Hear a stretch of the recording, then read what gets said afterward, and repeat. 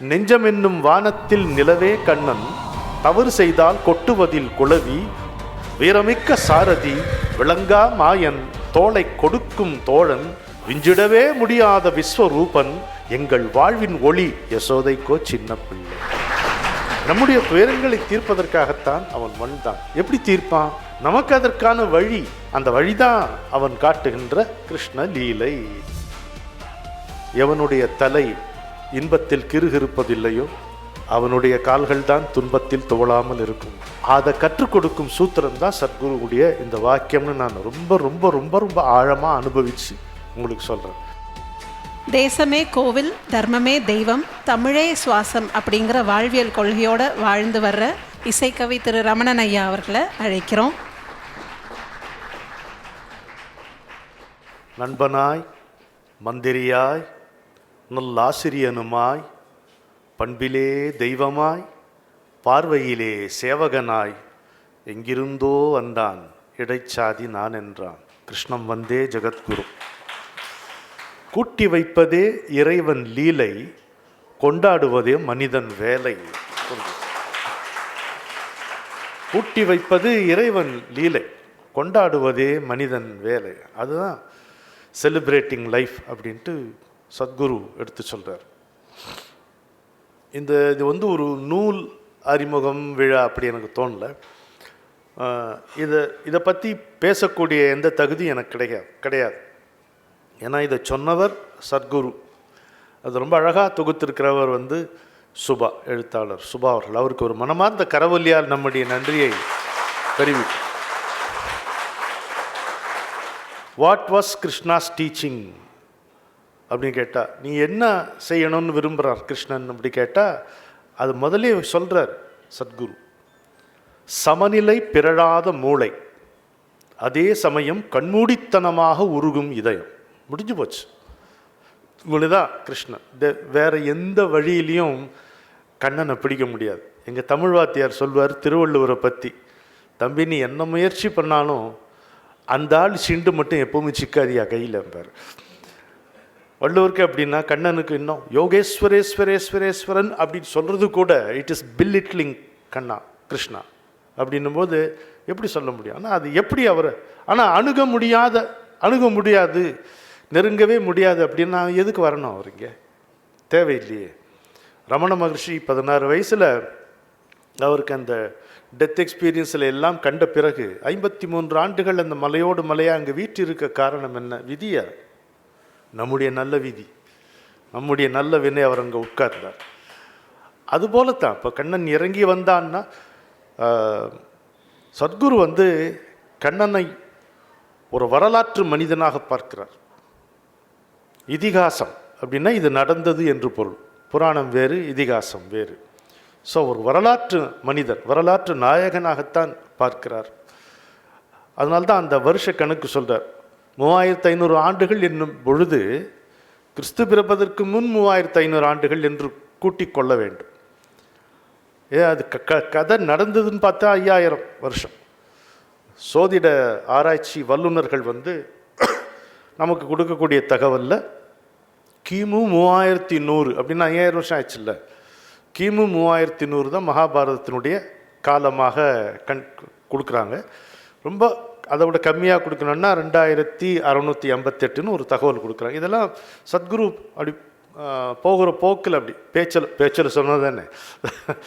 ஆனால் இது போகிற போக்கில் சொன்ன பேச்சை மட்டும் இல்லை. இது நாம் போக வேண்டிய போக்கை நிர்ணயிக்கக்கூடிய பேச்சு. அதுதான் இன்னைக்கு இப்படி நூலாக நமக்கு நூல் வடிவில் அழகாக வந்திருக்கு. சமநிலை பிறழாத மூளைன்றத, அதே சமயம் கண்மூடித்தனமாக உருகும் இதயம்னா என்ன? Sense of abandon. இது ரெண்டையும் கம்பைன் பண்ணுறாரு சத்குரு. சாதாரணமாக செய்ய மாட்டாங்க. இப்போ சமநிலை பிறழாத மூளைன்னும் பொழுது இன்டலெக்சுவல் ஒரு வெல்பீயிங் ஆர் இன்டலெக்சுவல் ஹை அப்படின்னு நினைக்கிறாங்க. அப்படி நினைக்கல சத்குரு. இப்படி நினச்சிருந்தாருன்னா அதை சொல்லியிருக்க மாட்டார். இன்னும் புத்தியின் மூலம் நீ அடைஞ்சிருக்க முடியாது, கண்ணனுடைய பாதங்களை தொட்டு விட முடியாது. என் நண்பர் ஒருத்தர் சொல்லுவார், வெறும் புத்தியை கொண்டு புனைகின்ற பாடல்கள் பூஜைக்கு சேர்வதில்லை, கவி ஒத்திகையில் கொஞ்சம் பக்தி சேராவிடில் உள்ளம் தொடுவதில்லை. அந்த இந்த இன்டெலெக்ட் கொடுக்கக்கூடிய அந்த இறுக்கத்தை தளர்த்துவது இதயத்தை பறிகொடுக்கும் உருக்கம்தான். அந்த உருக்கம் வேண்டுங்கிற, அதனால் கண்மூடித்தனமாக உருகும் இதயம். அதுன்னு கண்மூடித்தனமாக உருகும் காரணம் இருக்கக்கூடாது. காரணம் சந்தித்த வேளையில் சிந்திக்கவே இல்லை, தந்து விட்டேன் என்னன்னு பாரு கண்ணதாசன். சிந்திச்சா தருவியா? எச்சரிக்கை உணர்வு வந்துடும்ல. மனிதன்கிட்ட மட்டும் இல்லை, இறைவனே எதிர் வந்து நின்னால் நம்ம சிந்திச்சோம் வச்சுங்க செத்தம், அதோடு போச்சு. அந்த வாய்ப்பை நம்ம இழந்தோம்னு அர்த்தம். அதனால தான் கண்மூடித்தனமாக உருகும் இதயம் அப்படின்னு வச்சார். இப்போ ஒரு குழந்தை வருதுன்னு வைங்க, நம்ம பேசிகிட்டு இருக்கும்போது ஒரு சின்ன குழந்தை தையா தக்கா நீங்கள் உள்ளே வந்ததுன்னா யாராவது நீங்கள் என் பேச்சை கேட்பீங்களா? இப்போவே கூட கேட்க மாட்டேங்கிறீங்க, அப்போவா கேட்க போகிறீங்க. ஏன் கேட்க மாட்டீங்க? ஏன் எல்லார் கவனமும் அந்த குழந்தை மேலேயே போகுது? அது எந்த வீட்டு குழந்தையோ ஆணோ பெண்ணோ கருப்போ சிவப்போ தெரியாது, ஆனால் கட்டாயமாக போகும். என் கவனமாக மைக்காவது அதுன்ட்டு நேரம் அதை தான் பார்த்துட்ருப்போம். ஏன்? நாம் என்றைக்கோ தொலைத்து விட்ட தூய்மையை அந்த சின்ன குழந்தையின் கண்ணக்கதுப்பு நினைவுறுத்துது. இதை ஒரு இன்டலெக்சுவல் அனாலிசிஸ் நமக்கு நினைவுபடுத்துமா? பகவத்கீதையை நினைவுபடுத்துமா? நினைவுபடுத்தாது. அந்த இன்னசென்ஸ் தேவையா இருக்கு. அதுதான் சமநிலை பிறழாத மூளையோடு கண்மூடித்தனமாக உருகக்கூடிய இதயம் சேரணுங்கிறார். இந்த காம்பினேஷனில் தான் நம்முடைய வாழ்க்கையினுடைய விமோசனமே அடங்கி இருக்குன்னு நான் நினைக்கிறேன். என்னை பொறுத்த மட்டும் நீங்கள் பிரம்மசூத்திரம், பதஞ்சலி யோக சூத்திரம், ஔவையாருடைய ஆத்திச்சூடி, இப்படி எத்தனையோ சூத்திரங்கள் இருக்குது. நீங்கள் அந்த வரிசையில் வச்சு பார்க்கும் பொழுது சத்குரு சொன்ன இந்த சூத்திரம் இன்றைக்கு நாம் இதை இப்போ கொண்டாட தொடங்கி இருக்கின்ற இந்த சூத்திரம் இதுதான் எதிர்காலத்தை வாழ வைக்கும் சாத்திரமாக மாறும். இதை நான் அது வரணும். எவனுடைய தலை இன்பத்தில் கிறுகிறுப்பதில்லையோ அவனுடைய கால்கள் தான் துன்பத்தில் துவளாமல் இருக்கும் என்று நம்ம தெரிஞ்சுக்கணும். அதை கற்றுக் கொடுக்கும் சூத்திரம் தான் சத்குருவுடைய இந்த வாக்கியம்னு நான் ரொம்ப ரொம்ப ரொம்ப ரொம்ப ஆழமாக அனுபவித்து உங்களுக்கு சொல்கிறேன். என்னை பொறுத்த மட்டும் இந்த நூல் எனக்கு ஒரு வாசிப்புக்கு உரிய நூலாக தெரியவில்லை, வாழ்வதற்குரிய ஒரு கையேடாக தெரிகிறது. So handbook for living. Mere existence is not living, living is lively existence. அந்த லைவ்லி எக்ஸிஸ்டன்ஸ் தான் அவர் சொல்லக்கூடிய இந்த கொண்டாட்டம், வாழ்க்கையை கொண்டாடுவது என்பது. அது அவருடைய பேச்சு மூலமாகவே சாத்தியம். அதனால் எல்லாரும் ஒருத்தரை பார்க்கும் பொழுது ஒரு விதமாக தான் பார்ப்போம். ஒரே ஆள் தான், நம்ம பார்க்குற பார்வை வேறு விதமாக தான் இருக்கும். கண்ணனை பொறுத்த மட்டிலும் அப்படித்தாங்கிறது சத்குரு நமக்கு காட்டுறார். துரியோதனன் பார்வை எப்படி இருக்கும்? அதாவது was an incarnation of jealousy and envy, அவ்வளோதான். பொறாமையினுடைய மொத்த வடிவம் தான் துரியோதனன். அவன் எப்படி நல்ல பார்வை பார்ப்பான்? பார்க்க வாய்ப்பே கிடையாது. அப்படி பார்த்துருந்தான்னா துரியோதனுடைய கேரக்டருக்கே அது இழுக்கு இல்லையா? அவன் அப்படி தான் பார்த்தான் அவரை. சகுனி சொல்கிறத இது வரைக்கும் யாருமே சொன்னதில்லை சத்குருவை தவிர. அவன் கடவுளாகவே இருந்து விட்டு போகட்டுமே, அதனால என்னங்கிறான் சார். நீங்கள் துரியோதனே தேவலான்னு ஆயிடுச்சு. இந்த வார்த்தை சத்குரு சொல்லியிருக்காரு. அதில் அவன் தான் கடவுளாகவே இருக்கட்டுமே, அதனால என்னப்போ நம்ம அவனை ஜெயிச்சாகணும். இந்த கையில் இந்த அரிப்பு இருக்கு பாருங்க, தாயத்தினுடைய அரிப்பு. யாரு என்று பார்க்க மாட்டான், எதை எவ்வளோ வைக்கிறேன்னு தான் அவன் பார்ப்பான். கரெக்டாக அந்த கேரக்டரை பிடிச்சி சத்குரு சொல்கிறார், அவன் கடவுளாகவே இருக்கட்டுமே, அங்கேயே முடிஞ்சு போச்சு. கிருபாச்சாரியாரோட மகன் வைனதேயன் ஒரு 3 வார்த்தையில் நான் சொல்கிறேன் அப்படிங்கிறான். கிருஷ்ணன் யாருன்னு கேட்குறான். 3 வார்த்தையில் சொல்கிறேன், சொல்லுங்க. கடவுள் கடவுள் கடவுளே தான் அப்படிங்கிறான். அது அவனுடைய பார்வை. அவன் கிருஷ்ணனுடைய மாமன் அக்ரூரர். கிருஷ்ணனை பார்த்தா நீ என்ன சொல்லுவ? கிருஷ்ணன் ஒரு வார்த்தை உங்ககிட்ட சொன்னால் நீ என்ன சொல்லுவ அக்ரூரான்னு கேட்குறான். நம்பிக்கை. நம்பிக்கை இல்லையா? நம்புவதே வழி என்ற மறைதனை நாம் இன்று நம்பிவிட்டோம். கும்பிட்டு எந்நேரமும் சக்தி என்றால் உன்னை கும்பிடுவேன் மனமே. பாரதி இங்கே எழுதின பாட்டு. சிகண்டிக்கு கண்ணனை பற்றி அபிப்பிராயம் கிடையாது. பீஷ்மரை கொல்றதை தவிர, பீஷ்மருக்கு சபதத்தை தவிர வேறு எதுவும் தெரியாது. இந்த எல்லாத்தையுமே தான் போட்ட சபதத்தினுடைய வழியாக அவர் பார்க்கிறார். அதனால்தான் வியாசர் சபைக்குள்ள நுழையும் பொழுது பீஷ்மர் அவரை வணங்கி நீங்கள் எனக்கு என்ன சொல்கிறீங்க அப்படின்னு கேட்கும்போது வியாசர் என்ன சொல்கிறார் தெரியுமா? உன் வயதான கண்களை ஓயாமல் அழுவதற்கு தயார்படுத்திக்கொள் அப்படின்னார். இன்னும் இப்படி சொல்லிட்டீங்க? ஆமாம், நீ எல்லாவற்றையும் இந்த உலகத்தையே இந்த வாழ்க்கையே உன்னுடைய சபதம் என்கின்ற கண்ணாடி வழியாகத்தான் பார்க்கிறாய். அதற்கு இதுதான் மிச்சமாகும், இதுதான் உனக்கு கிடைக்கும்ன்றார் அவர். செகண்ட் டே அவரை பொருட்படுத்தவே இல்லை. ராதை அவள் தாங்க எல்லாத்தையும் மாற்றிட்டா. நமக்கு கண்ணனை அடைவதற்கான வழியை காட்டியது ராதை. அவள் ராதையே கிடையாது, அவள் தான் பாதை, கண்ணனை அடைவதற்கான பாதை. அவ்வளோதான். பிரின்சிபல் சொன்னாங்கல்ல, அவன் எங்கே வேணா யாரோடு வேணா இருக்கட்டுமே, எனக்கு என்ன போச்சு, அவன் எப்போதும் எங்கிட்ட தானே இருக்கான், என் கூட தானே இருக்கான். இது எத்தனை பேரால் சொல்ல முடியுது? நம்பிக்கை இருப்பவர்களால் சொல்ல முடியும். நம்பிக்கை சோதனைக்கு உட்படுத்தப்படுமா? படும். தெய்வம் சோதிக்காது. நாம் எந்த சோதனையிலும் வெற்றி பெற மாட்டோம் என்று தெய்வத்துக்கு திண்ணமாக தெரியும் என்பதனால் தெய்வம் ஒருபோதும் நம்முடைய தன்மைகளை சோதிக்காது. ஆனால் வாழ்க்கையின் சூழ்நிலைகள் மூலமாக நம்முடைய நம்பிக்கைக்கு சோதனை வரும். உங்கள் நம்பிக்கை மீது நீங்கள் நம்பிக்கையோடு இருக்க வேண்டும் என்பதுதான் கண்ணன் உணர்த்துகின்ற have faith in your faith என்பதுதான் டீச்சிங். நீங்கள் அது அந்த நம்பிக்கைக்கு ஏதாவது ஒரு வழி இருக்கா? நான் நல்ல திடமாக நம்பணுன்றதுக்கு வழி இருக்கான்னு, அதுதான் ராதை காட்டின வழி. காதல் தான் வழி.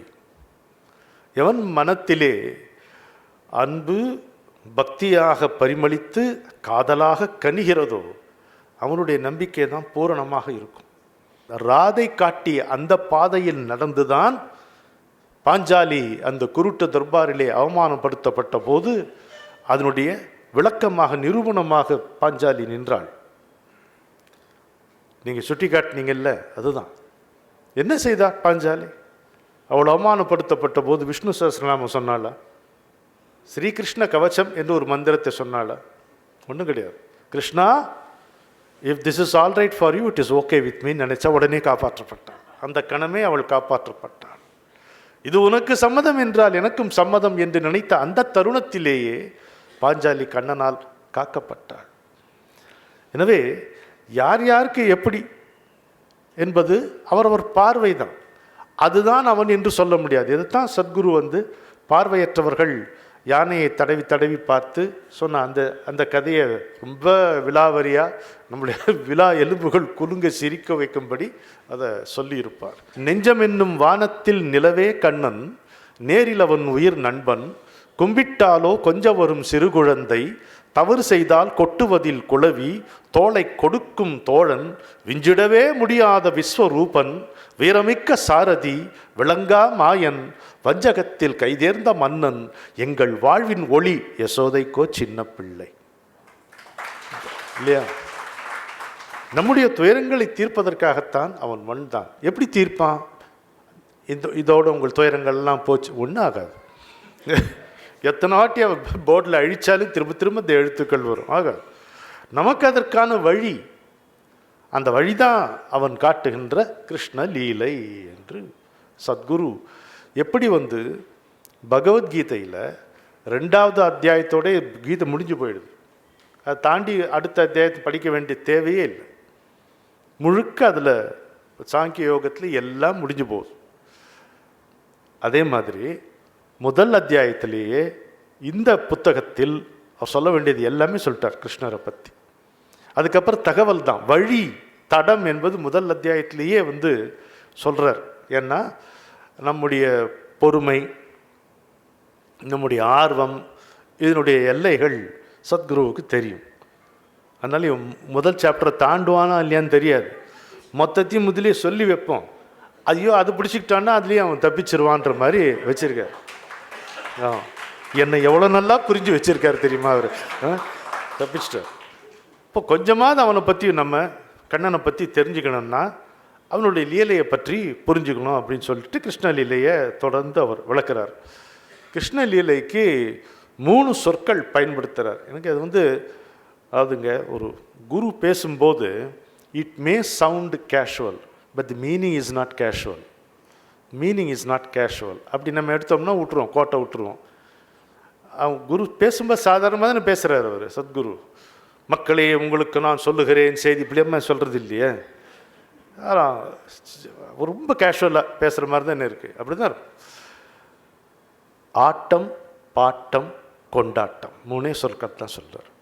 லீலை என்பது என்ன? ஆட்டம், பாட்டம், கொண்டாட்டம்.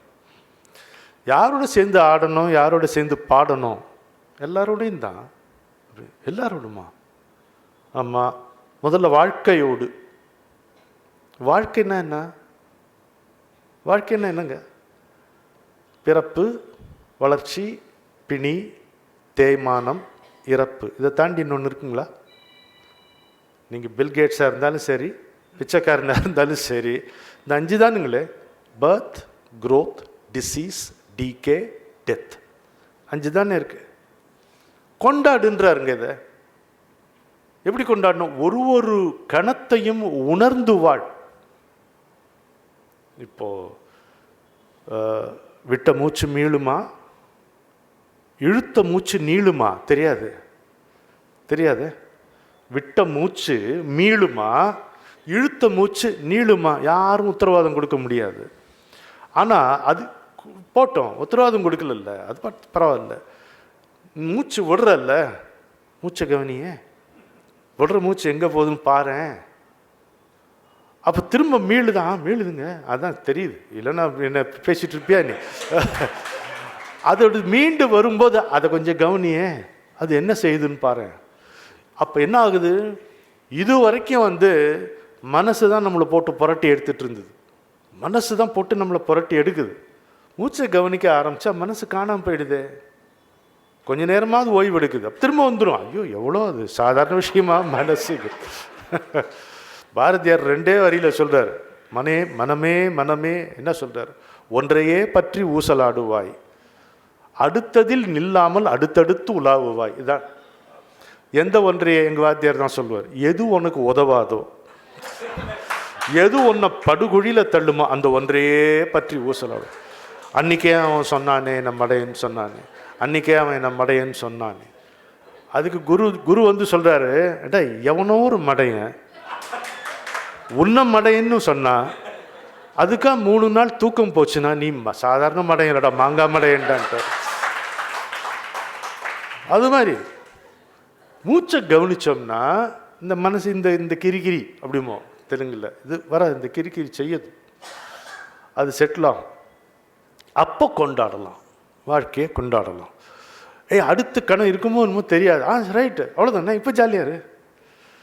இப்போ மரணத்துக்கு அப்புறம் என்ன ஆகும்? அதை மரணம் வரும்போது பார்த்துக்கலாம். வர்றதுக்கு முன்னே அதை பற்றி எதுக்கு 1000 கேள்வி? வரும்போது பார்த்துக்கலாம். யார் நிற்கிறாங்கிறத பார்ப்போம். நீங்கள் இருக்கீங்க, சத்குருவை நம்பிக்கொண்டு வாழ்கின்ற நீங்கள், உங்களுக்கு இந்த கேள்வியே வரக்கூடாது. இப்போ நான் சொன்ன முழுக்க அவன் எனக்கு சொந்தம்ட்டு ராதையால் டிக்ளேர் பண்ண முடியுதே, அது மாதிரி இப்பொழுது மரணம் வந்தால் என்ன? மரணம் வந்தால் நான் சத்குருனுடைய பாதத்தில் சேருவேன், கரைவேன் சொல்லணும். அது நீங்கள் அறிவுபூர்வமாக தெரிந்து கொள்ளக்கூடிய விஷயமே அல்ல. நம்பிக்கையின் மூலமாக பெறுகின்ற வெகுமதி. அந்த நம்பிக்கையை அந்த நம்பிக்கையில் உங்களை நிலைநாட்டுவது அவர் மேல் நீங்கள் கொண்டிருக்கும் காதல்.